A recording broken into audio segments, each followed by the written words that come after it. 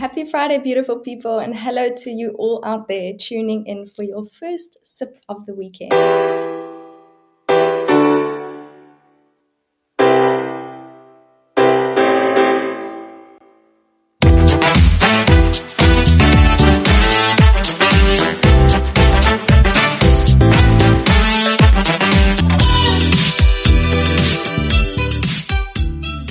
You tune into your happy hour with Friday Feels. We're celebrating all you working professionals out there, doing your crazy craft, embracing the beauty of being human and connecting authentically.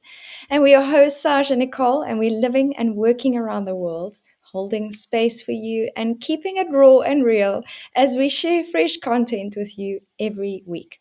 Follow us on LinkedIn at Friday Feels and Instagram at These Friday Feels for updates throughout the week. In our last episode, we chatted with Tiffany Gosine on balancing it all in work, life, motherhood, and she shared some really interesting points of her journey. You know, how she's pivoted, how she's made room for being a mom of two and a working professional in her life, and some advice for those who are trying to find some time for themselves while balancing it all. And this month, we are tackling a new subject, which is money positivity and how we understand, view, and carry our beliefs around money. It's a love-hate relationship of worth that we all have to master in our lifetimes. Some have trauma bonds around it, and we'll be discussing, some of ours and what we've built around money. And we'll also be discussing with speakers who have found ways to make money while also following their passion.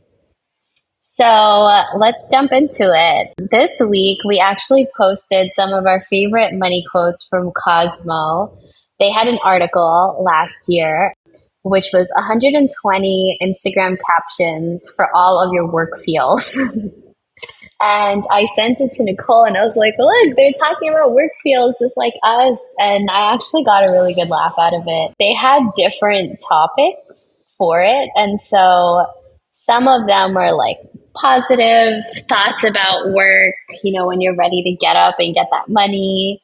And then some of them are like when you're just so over it, so they had, I'm going to read out the topics for you, but they had productive day captions, feeling demotivated at work, day off captions, hard work captions, sarcastic work captions, overwhelmed and tired work captions.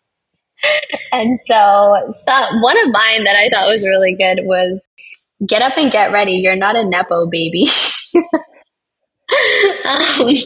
Which basically means you're just not a product of nepotism. So you need to get up and work for your money.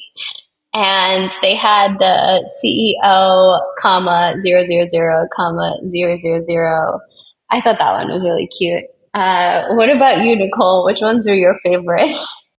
Yeah, those are great. Thanks for sharing them. And I'm glad we could share them with our community and with you guys out there. Quite keen to hear what everyone else's favorites are. And also thanks again to Cosmo for bringing us some feels for the week. It's always great to see other communities like that sharing what they think working is about. So I think definitely for me, and it's probably like the theme of my life every month right now is compliments are great, but I need cash.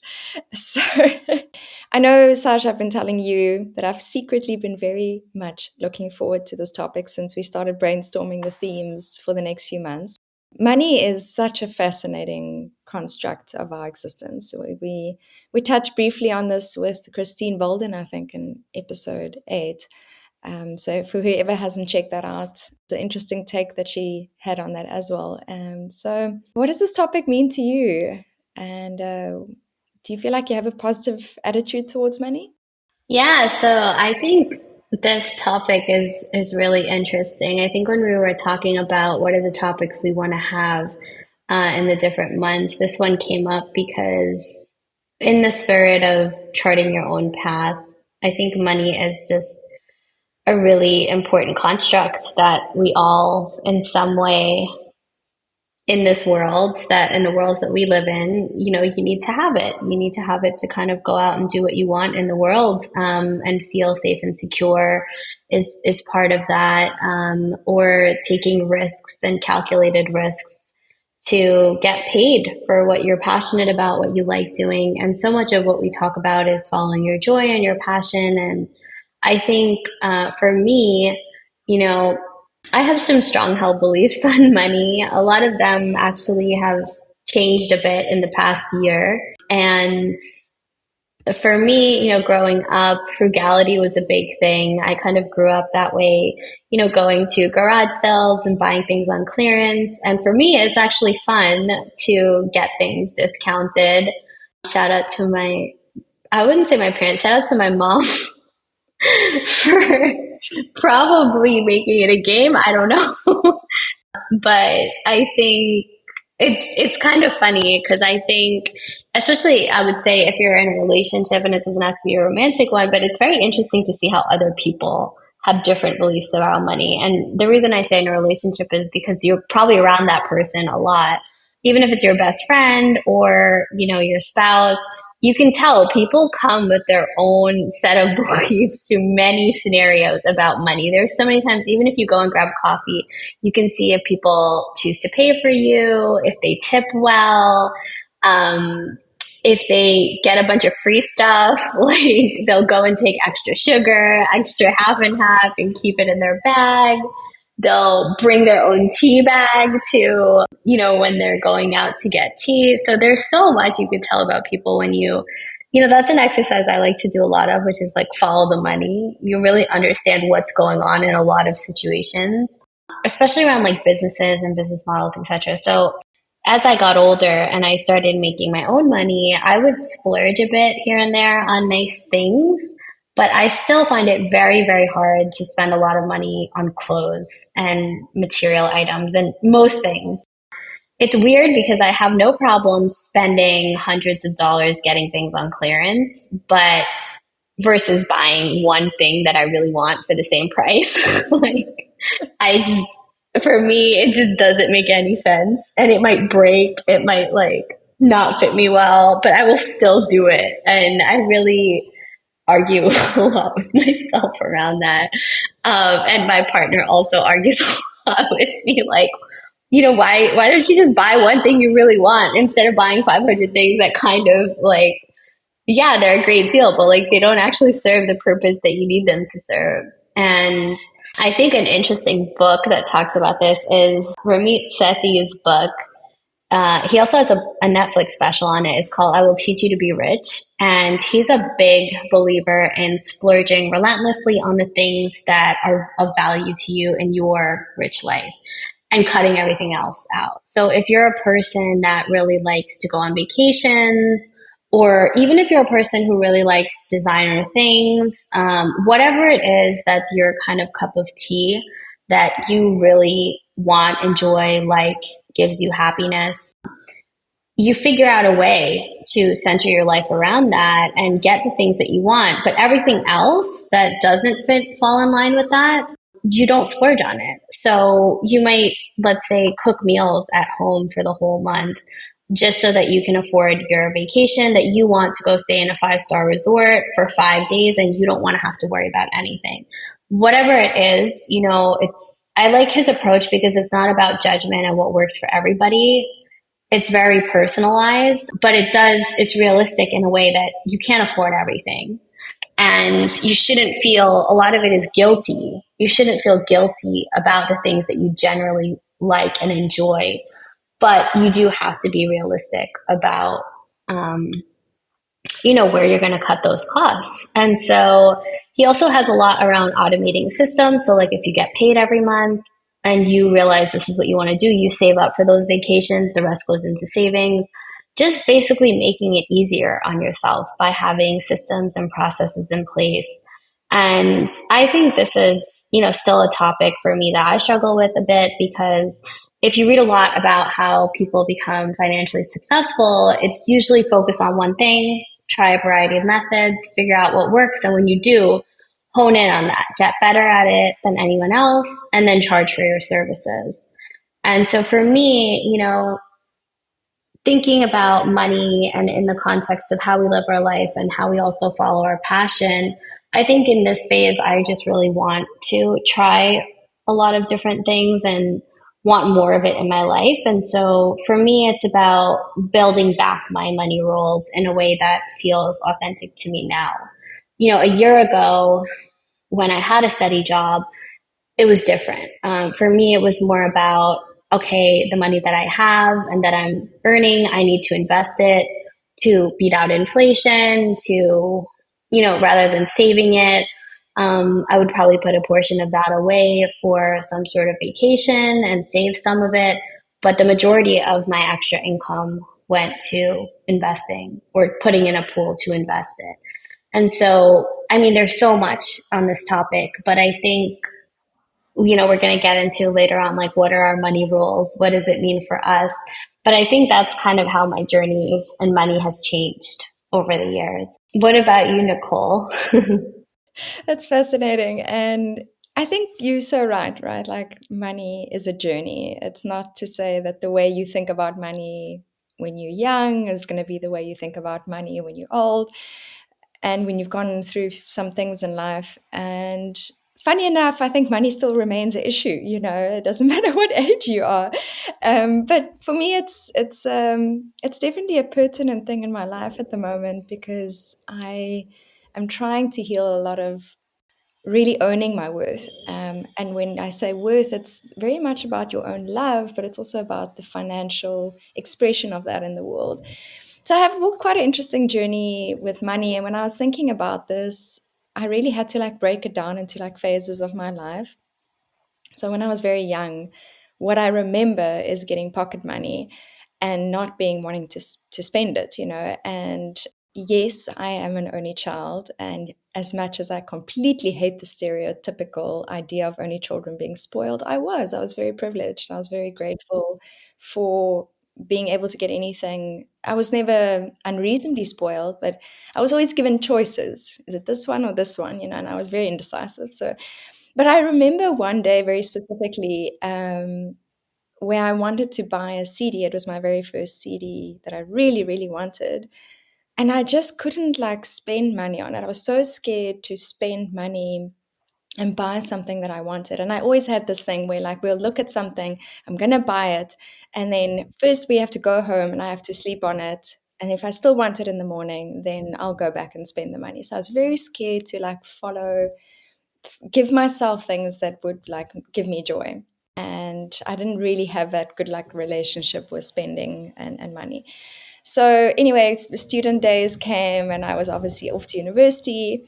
What I remember about that time is that I was basically broke most of the time. So, I had money and I was working tutoring jobs and whatever else, but I was spending on partying and having a good time and living life. And I also very much remember spending money on gifts for other people. Again, I wasn't really spending money on myself. It was about if someone had a birthday, I want to make sure if it was my boyfriend, like he gets the best gift I can. Even if I can't afford it, I'll make a plan. So I was basically broke because of partying and gifts. And when I then entered like after student life, a bit of already working for myself, I started healing that. I was definitely working in a space where I was working my own jobs. I was doing different multiple things at the same time. I wasn't in corporate yet, but I was getting by in life.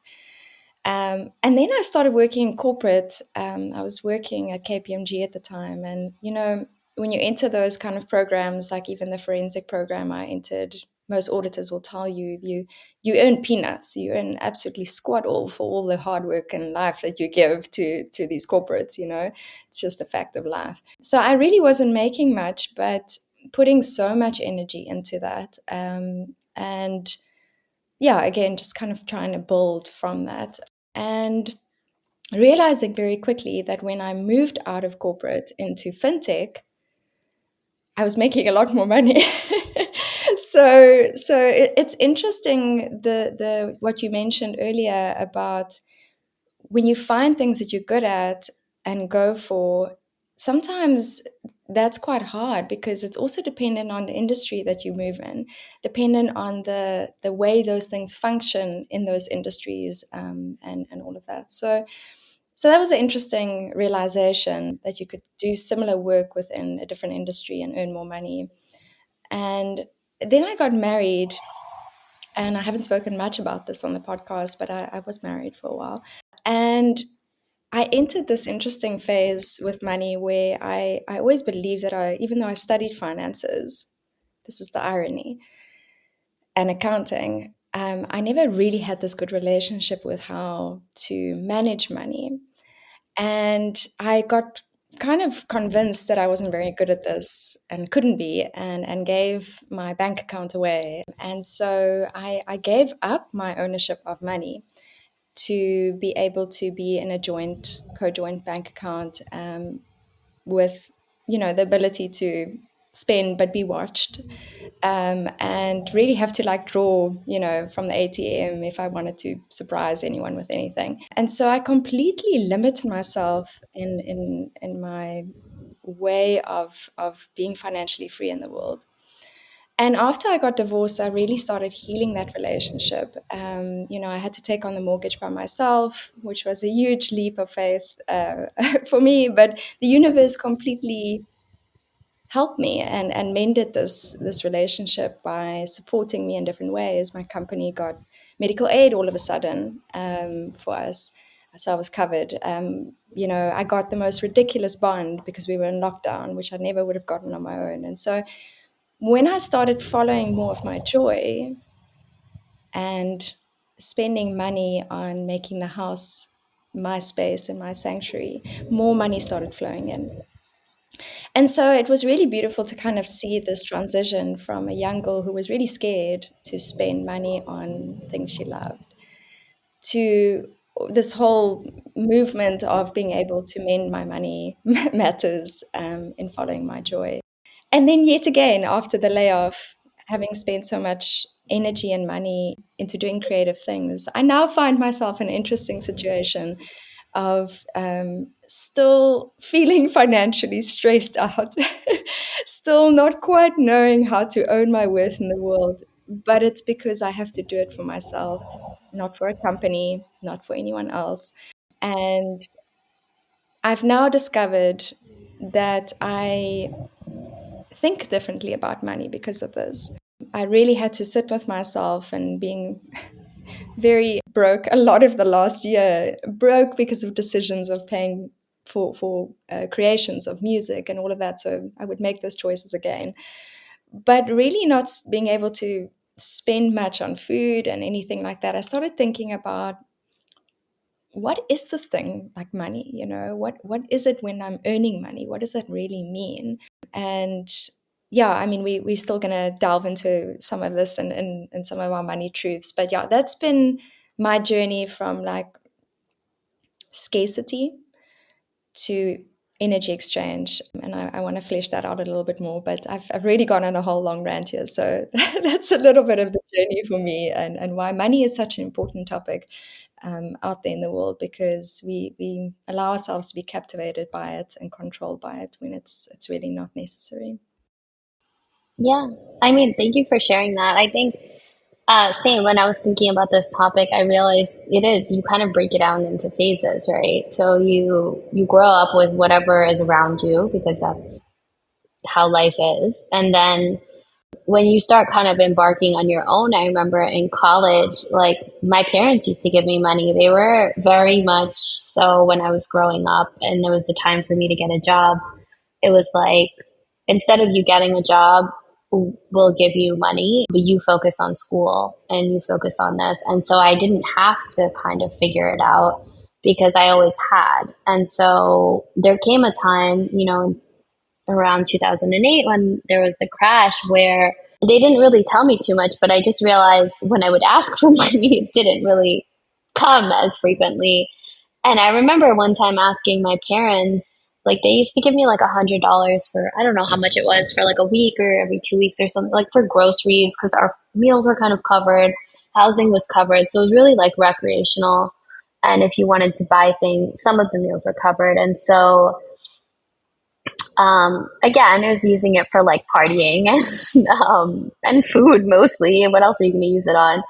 And I remember asking my family because I used it and I was like, can you guys send me some more money? And my dad was like, he was just like kind of quiet and he was like, yeah, okay. And my mom was like, no, tell her, like, like what happened? She was like, what happened to the money we gave you like last week? And I was like, oh, well, I used it. And she was like, well, you really need to like stretch it longer or something. And she was like the first person to even say anything. I wouldn't have known like it.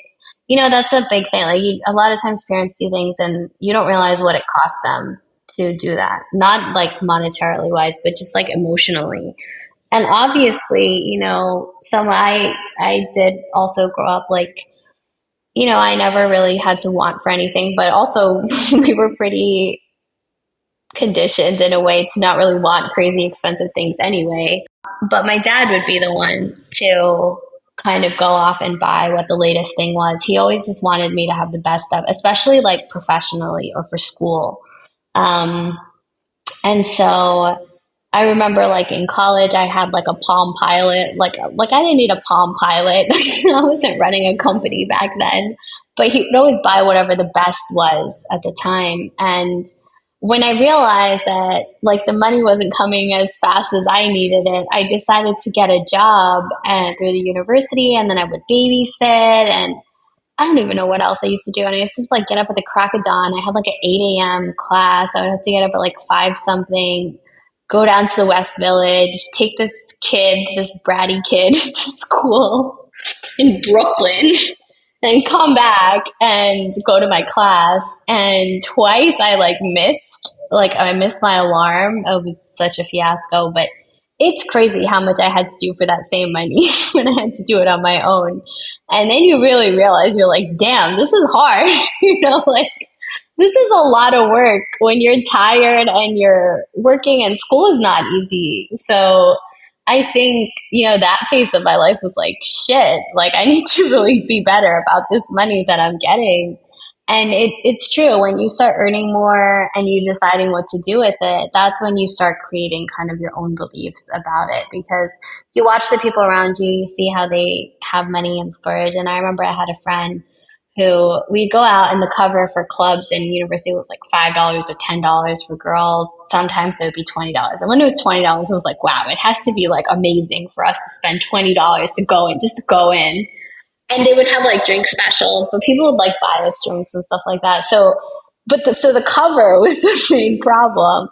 And we used to have this friend, we would like go and take the subway, we go to all these different places. And like if they asked for cover, whether it was like $5 or $10, she was not going. And it's like, but we spent so much time and energy coming here and picking the right place and she just would not budge. And one day I was like, I will just pay for you. I mean, not like I had it, but the $20 that I paid for her, it was like, I'm not going to go anywhere else. And it's one of those things that kind of like sticks with you because then you realize like there's other elements. It's not just the cost, it's the freedom, it's the convenience that you pay for things. And I took some money truths from my partner. He does a lot of paying for convenience. I don't always agree with him because I have a lot of that. Like, well, we could just do it ourselves. We could just go to the grocery and sit in a half an hour in traffic. What do you mean to save $5? But I think it is very much a journey. And I like that you kind of broke it out into the phases of your life and what was kind of going on with the people around you. I think that influences so much of like our money decisions. I have friends that they will spend hundreds of dollars on dinners because that's what they really like to do. And some of them I'll be like, yeah, I'll join if I really, really want to go to that place. But I'm okay eating with food that tastes good that doesn't have a great ambiance. For me, that's not worth it for me. I might do it once in a while, but honestly, I'm not the type of person to actually ever choose to do that. I will go if somebody I know is going and I feel like it's going to be a cool experience. That is something that I would rather spend my time with because of the people who are going or it's unique or something like that. So I think it's really something also that you kind of have to reevaluate every few years or at different points in your life. why do I feel so much better when people respond to my job inquiries and say, like, and it comes back, it's not necessarily about the job or being wanted, it's also about the money, right? And why do I feel better when there's more money in my bank account? I mean, for a while we both had savings.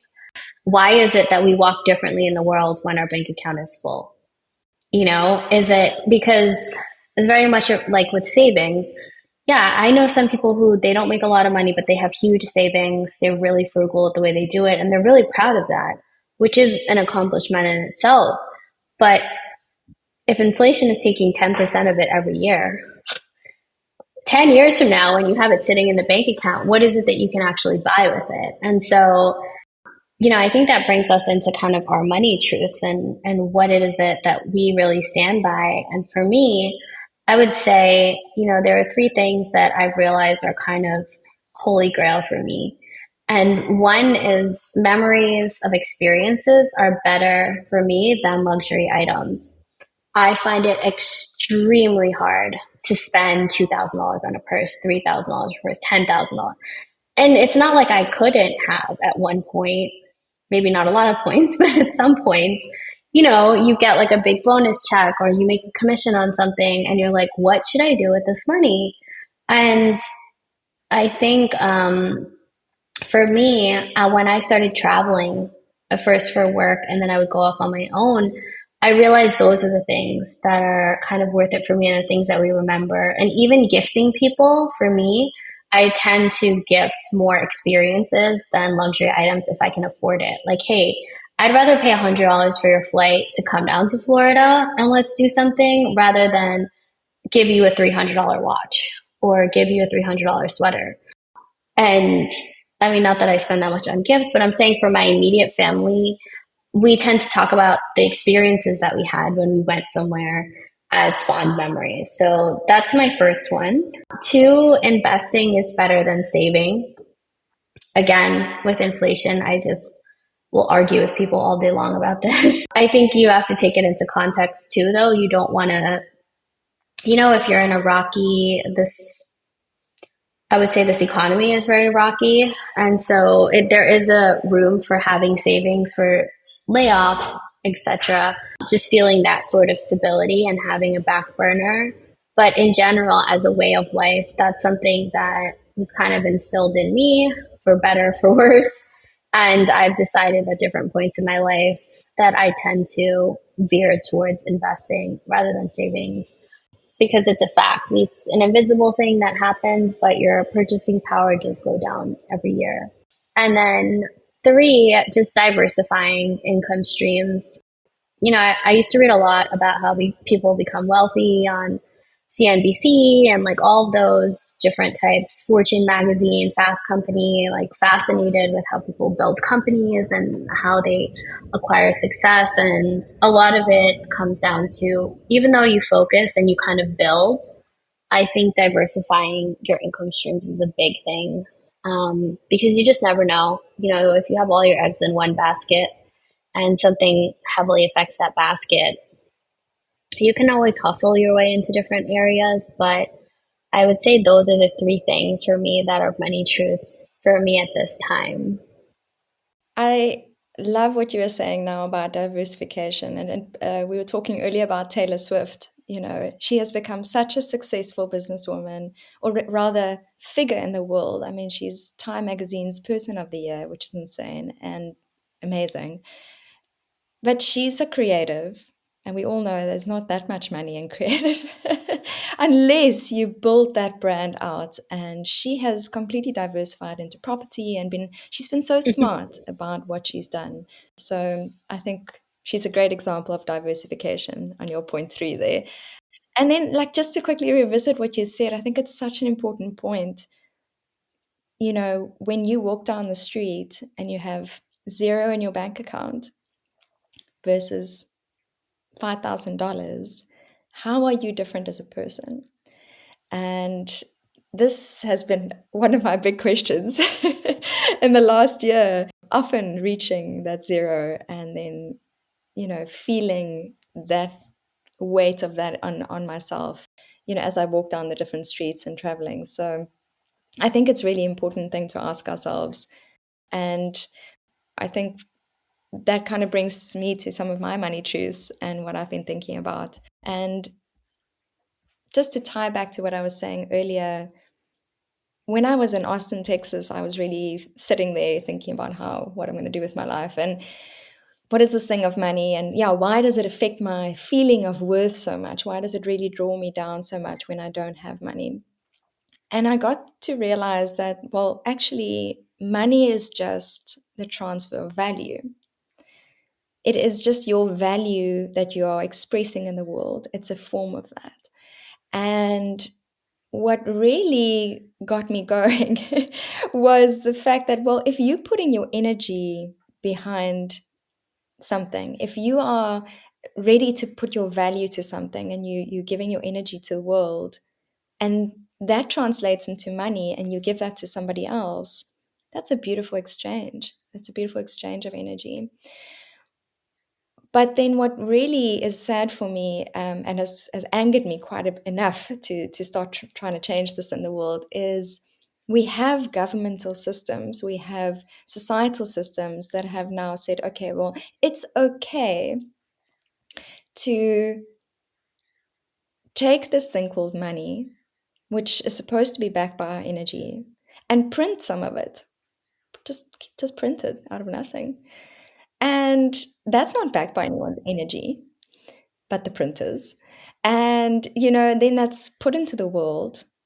Prices are inflated, and we are then controlled by something which we've created that is not even backed by our own energy. It's not real. Once I realized this, the idea of energy exchanges, the idea of the social sharing economy made so much more sense to me. The way home exchange works that I've been living in the world, that's not a cash, it's a cashless system. It's based on kindness and community. So my view on money has changed completely. Do I feel like money is the root of all evil? Absolutely not. Money cannot be the root of all evil if it's just our energy, because then we are evil. And so I think that's such a fallacy. I think that's such a money myth, that's put out there in the world to make us feel fearful of this thing that is really just a part of who we are. Do I think that money cannot buy you happiness? I think that's also not true.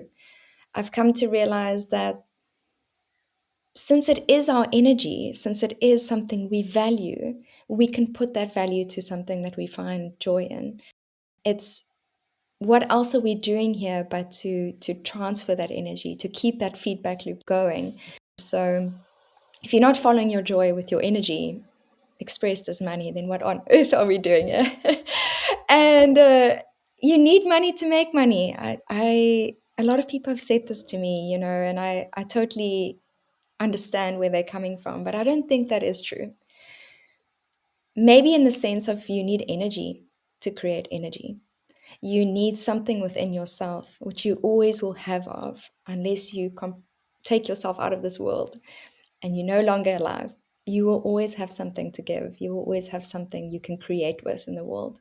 And this is why I think creativity and originality and something that comes out of the source of you is just so important in putting out as value in the world. So most importantly, I think I've realized that money cannot control you because it's a part of you. It's not a separate thing. Maybe it is if you are participating in the fake money economy, in the fake money field that I've mentioned now. But in the true sense of energy exchange in the world, in the true sense of placing your value to things that is an expression of who you are, it's your energy to follow your joy. Money cannot control you. And so how we fear money is fascinating to me.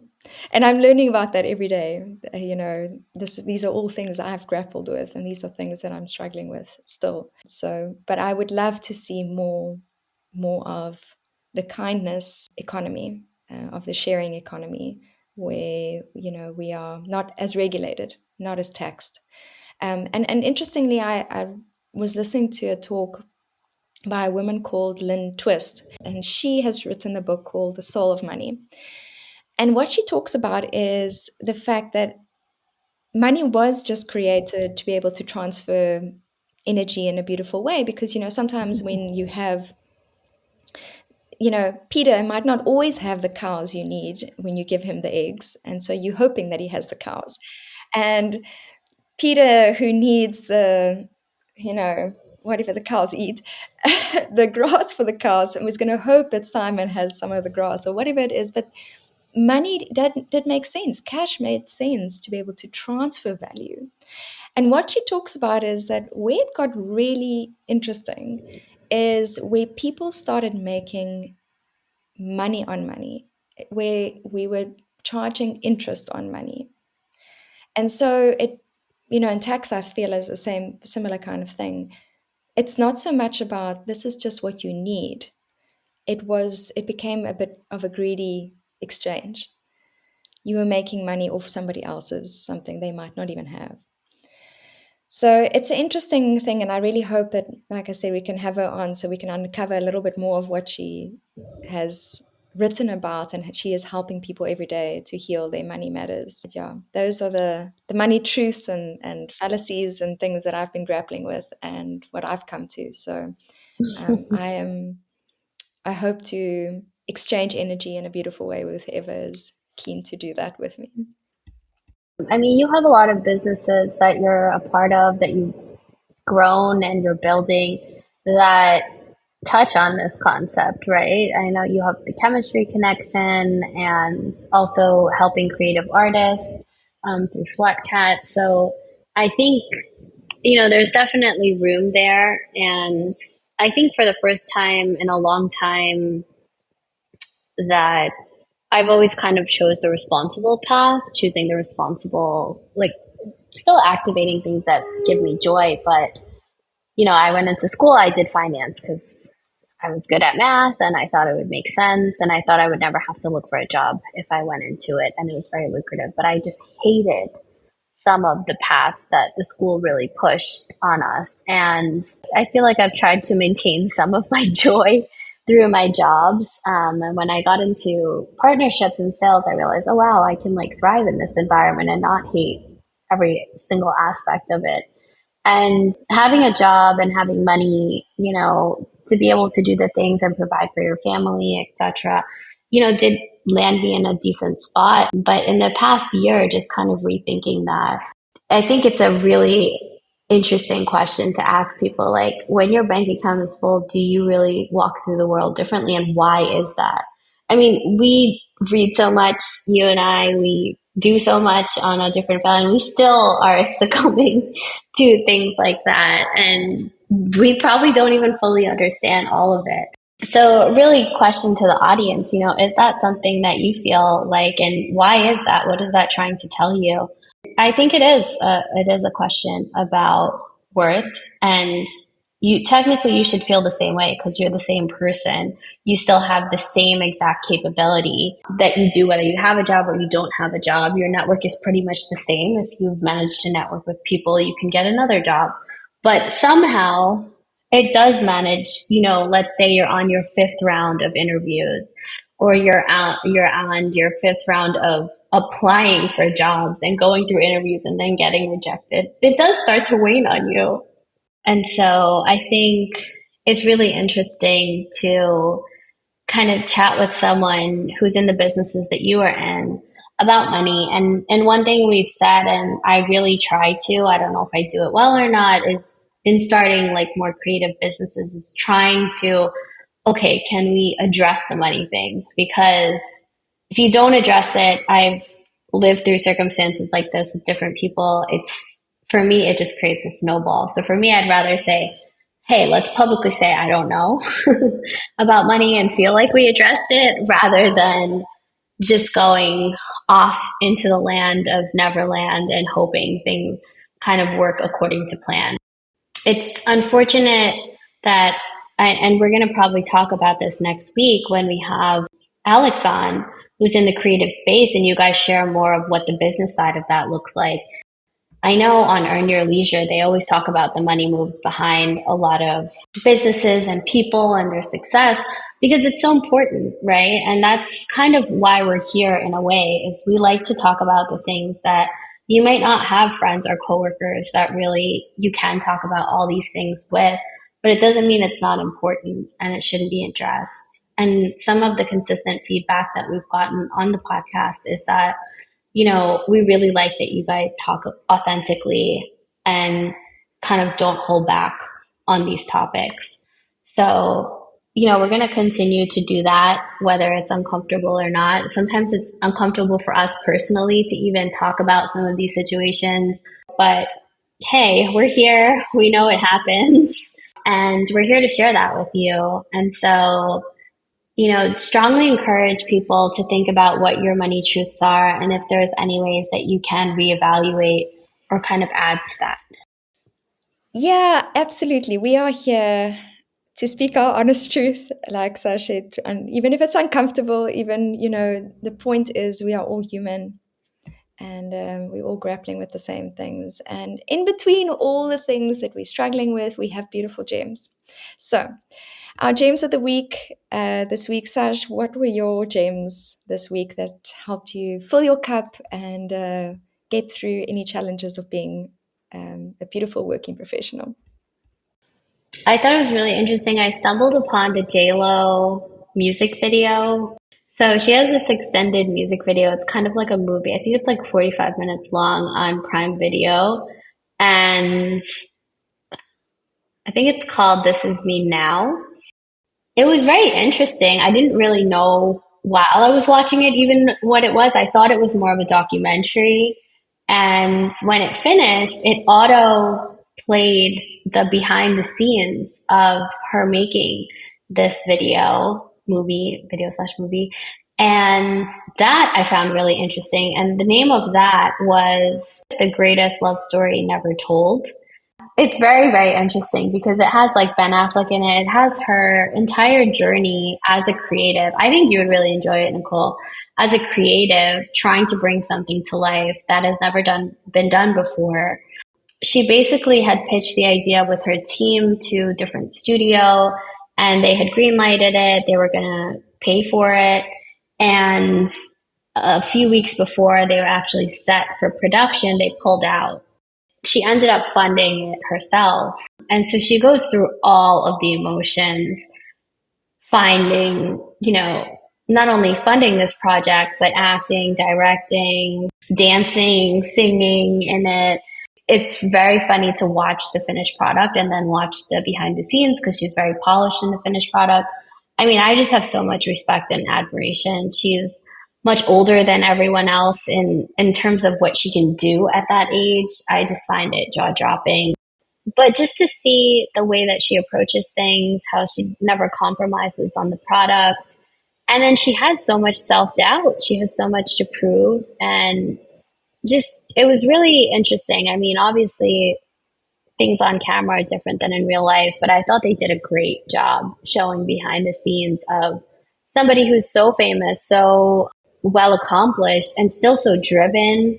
She talks about her childhood and what drives her and all of the weddings that she's had and what that meant to her. And it's really a story about her life. It's about self-worth and self-love and how that kind of not addressing that has shaped much of her life. And she released an album in this format. Like the creative direction for it was almost like the 12 signs that they have, like Sagittarius, Aries, Pisces, the universe personification of each sign. So the Sagittarius was a person, the Aries was a person, and they're looking down at her as she's moving through her life and making comments, saying like, why does she not see this? Or what about this person? And why does she keep doing this? And it's just very interesting because she has a lot of celebrities that are in it. In the behind the scenes, you see her pitching to these celebrities, and so many of them are, oh, sorry, Ariana Grande is not available. Oh, sorry, Justin Bieber is not available. Oh, this Khloe Kardashian is not available. And she's literally sitting there going, are they not available? Or they just don't believe in the project? Because when you don't believe in a project, you tend to not be available. How is it that so many people are not available?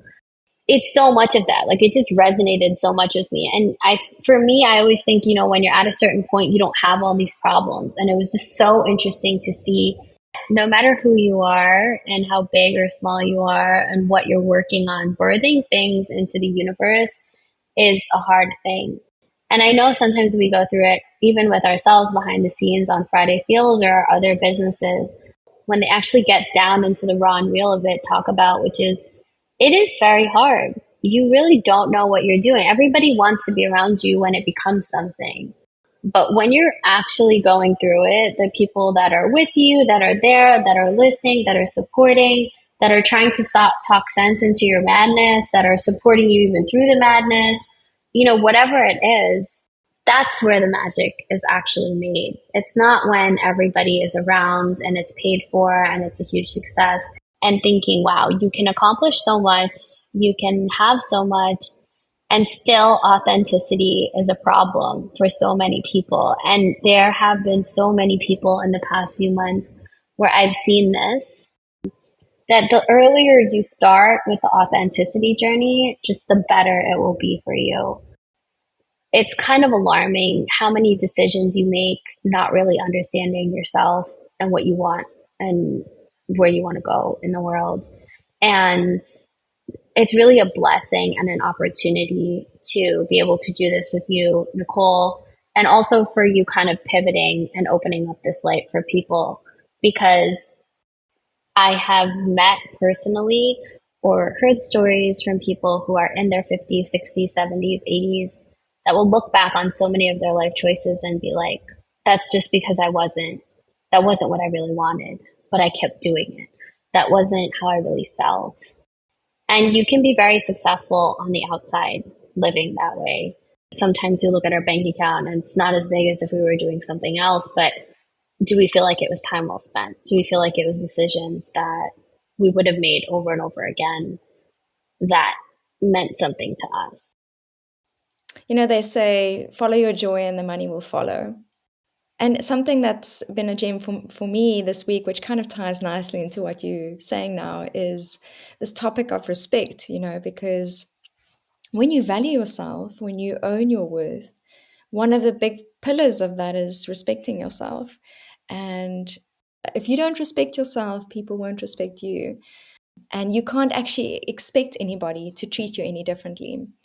And so I guess my gem of the week has, besides leaving South Africa, sadly, coming back to France into the little arms and embrace of little Gracie, which has been wonderful. Super, super happy to be back in Ardèche. So I wish for everyone a week of owning your worth, gifting the energy of kindness, and sharing a lot of love and authenticity with the people around you. That brings us to our final thoughts for our audience. When you think about your value, when you think of money, when you think of your energy, how are you spending your time? And what does money actually mean to you? Are you owning your worth? And do you feel like money is something to be positive about?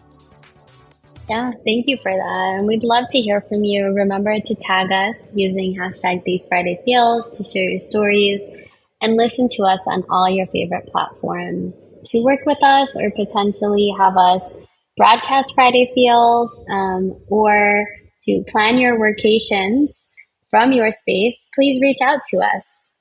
Next week, we are continuing our journey into the ominous topic of money positivity. We'll be chatting with Alex Madeline, a musician and deeply creative soul who shares his thoughts on how money impacts the creative world and what that means for being an artist and essentially a solopreneur as a calling and as a career choice. But until next time, that's our mix. We've had so much fun mingling with you, and we wish you safe travels into your bed, into the night, and into this awesome weekend. We'll see you next week, and keep it real.